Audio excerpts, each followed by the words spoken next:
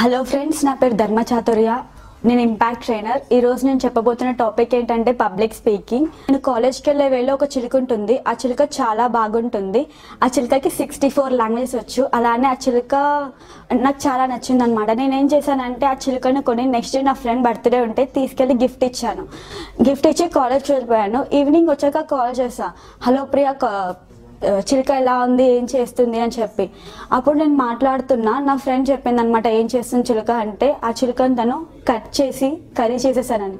నేను షాక్. నీకేమైనా పిచ్చా? అంత మంచి చిలుకని పట్టుకొని నువ్వు కట్ చేసి కర్రీ చేసేస్తావా?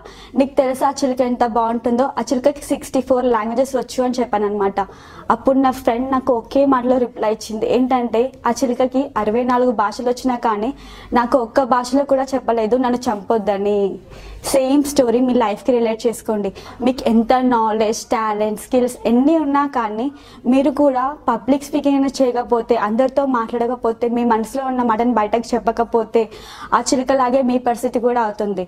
కాబట్టి పబ్లిక్ స్పీకింగ్ అనేది వెరీ ఇంపార్టెంట్.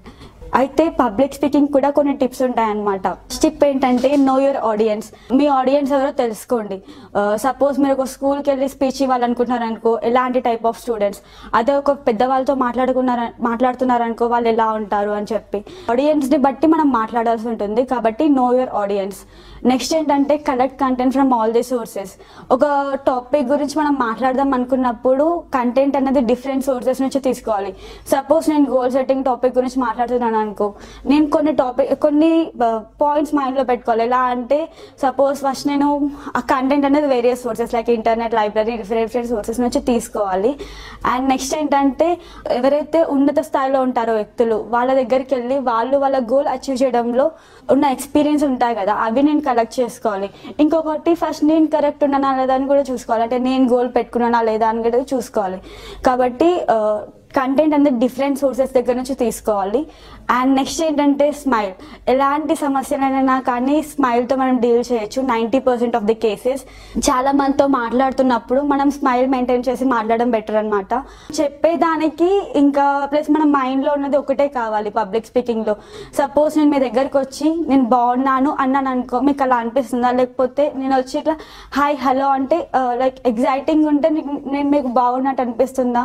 కాబట్టి మనం ఏం అనుకుంటున్నామో, ఏం మాట్లాడుతున్నామో రెండింటికి పొంతన అనేది ఉండాలన్నమాట. Body language. సపోజ్ మనము ఒక టాపిక్ చెప్తున్నప్పుడు స్టేజ్ మీద అయితే కొంచెం తిరుగుకుంటూ చెప్పడం, లేకపోతే ఆడియన్స్ని చూసి చెప్పడం, ఐ కాంటాక్ట్ మెయింటైన్ చేయడం, ఇవన్నీ ఉండాలన్నమాట. Thank you friends. Thank you Gampa sir. Thank you impact team.